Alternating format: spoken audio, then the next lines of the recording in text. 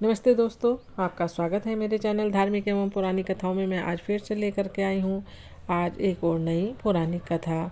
आज मैं आपको गणगौर की कथा सुनाऊंगी।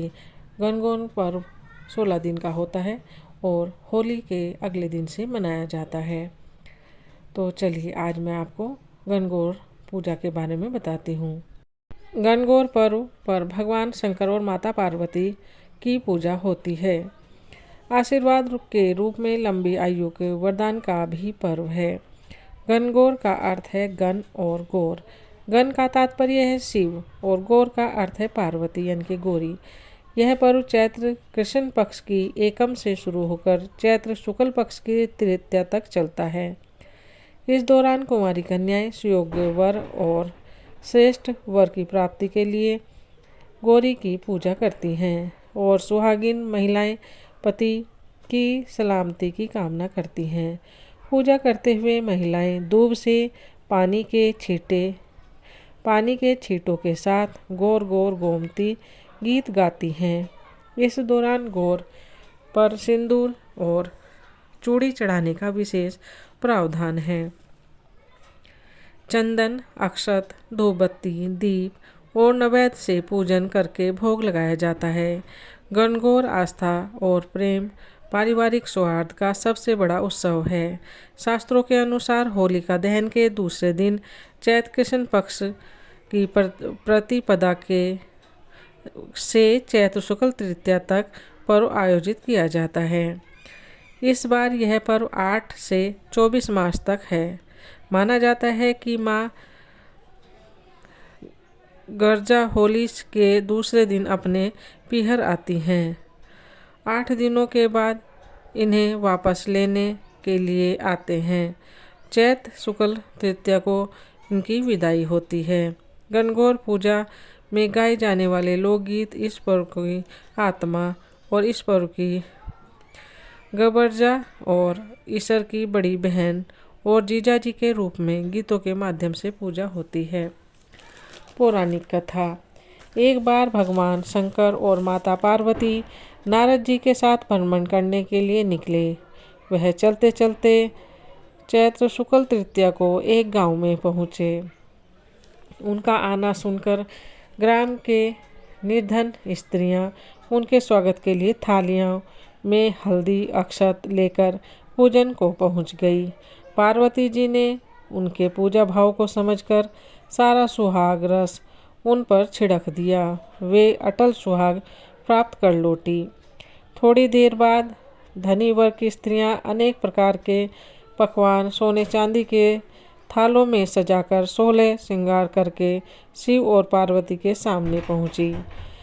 इन स्त्रियों को देखकर भगवान शंकर ने पार्वती से कहा, तुमने सारा सुहाग रस तो निर्धन वर्ग की स्त्रियों को दे दिया, अब इन्हें क्या दोगी? पार्वती जी बोली, प्राणनाथ, इन स्त्रियों को ऊपरी पदार्थ से निर्मित रस दिया गया है, इसलिए उनका सुहाग धोती से रहेगा। किंतु मैं इन धनी वर्ग की स्त्रियों को अपनी अंगुली चीरकर रक्त का सुहाग रस दूंगी। इसमें वे मेरे समान सौभाग्यवती हो जाएंगी।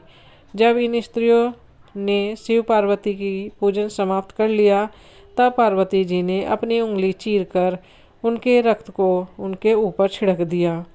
जिस पर जैसी छींटे पड़ी उसने वैसा ही सुहाग पा लिया। पार्वती जी ने कहा, तुम सब वस्त्र आभूषणों को परित्याग कर माया मोह से रहित हो जाओ और तन मन धन से पति की सेवा करो, तुम्हें अखंड सौभाग्य की प्राप्ति होगी।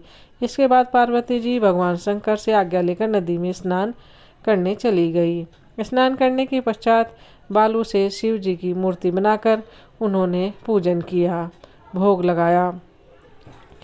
प्रदक्षिणा करके 2 कणों का प्रसाद ग्रहण कर मस्तक पर टीका लगाया। उसी समय उस पार्थिव लिंग से शिव प्रकट हुए और पार्वती को वरदान दिया कि आज के दिन जो स्त्री मेरा पूजन और तुम्हारा व्रत करेगी उसका पति चिरजीवी रहेगा और मोक्ष को प्राप्त होगा। इतना सब करते करते पार्वती जी को काफ़ी समय लग गया और जब वह नदी के तट से चलकर उस स्थान पर आई जहाँ पर शंकर और नारद जी को छोड़कर गई थी। तो शिव ने विलम्ब आने का कारण पूछा तो वह बोली, मेरे भाई भावज नदी किनारे मिल गए थे। उन्होंने मुझसे दूध भात खाने और ठहरने का आग्रह किया, इसलिए देर हो गई। तभी से भगवान शंकर और माता पार्वती के रूप में ईश्वर गौरी की पूजा विधि विधान से होती है। इन दिनों कन्याएं और महिलाएं अपने पीहर और ससुराल की समृद्धि की कामना करती हैं। गणगौर पर्व का महत्व। गणगौर का पर्व राजस्थान और भारत की भूमि के लिए बड़ा ही पवित्र और सुखद त्यौहार माना जाता है। इस पर्व को भारत में अलग अलग जगहों पर अलग अलग नामों से जाना जाता है। यह पर्व माँ पार्वती को समर्पित है और इस पर्व में उन्हीं की पूजा की जाती है। खास तौर से राजस्थान में गणगौर का बेहद महत्व है। आचार्य के अनुसार ये पर्व करवा चौथ जैसी मान्यता रखता है। इसके अनुसार कुंवारी कन्याएं और महिलाएं अच्छा पति पाने और अच्छा पति के सुखद जीवन की व्यतीत करने के लिए इस व्रत को अनुसरण करती हैं। माना जाता है कि ऐसा करने से पति पत्नी के बीच भगवान शिव और पार्वती जैसा सुखद दाम्पत्य संबंध बनता है। गणगौर का धार्मिक महत्व। ये पर्व स्त्री और पुरुष दोनों के लिए लाभदायक है। माना जाता है कि ऐसी मान्यता है कि इस व्रत को करने से कुंवारी स्त्रियां और सुसंस्कारी पति मिलता है। वही विवाहित महिलाएं इस व्रत को इसलिए करती हैं कि उनका दाम्पत्य जीवन सुखी रहे। बहुत से पुरुष भी इस व्रत को करते हैं ताकि उन्हें अच्छी पत्नी मिले। होली के दिन पूजा मंडप की स्थापना की जाती है, जिसके लिए भगवान शिव और पार्वती की मिट्टी से प्रतिमा बनाई जाती है। इन दोनों प्रतिमाओं की प्रतिदिन सुबह रोली, मोली, हल्दी, चावल, फूल और दूब आदि से पूजा की जाती है। इसके बाद उन्हें चूरमे का भोग लगाकर गणगौर की आरती की जाती है। अंत में गणगौर के दिन इन प्रतिमाओं को विदा कर बहते पानी अथवा किसी पवित्र सरोवर या जल में विसर्जित कर दिया जाता है।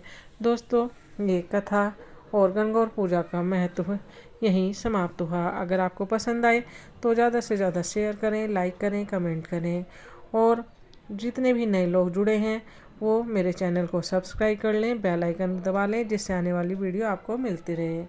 आप सभी का मेरी कथा कहानियाँ सुनने के लिए बहुत बहुत धन्यवाद। इसी तरह मेरे चैनल पर बने रहें और पौराणिक कथा कहानियाँ सुनते रहें।